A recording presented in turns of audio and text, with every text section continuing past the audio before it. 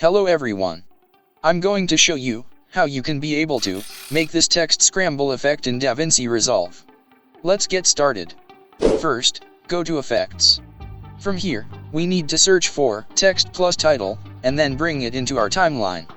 Now, from the Inspector tab, we can modify the various text parameters, like text, font, size, and color, from here. Now, after the completion of these text modifications, right-click inside this text box. Now from here we can access a few new options to choose from.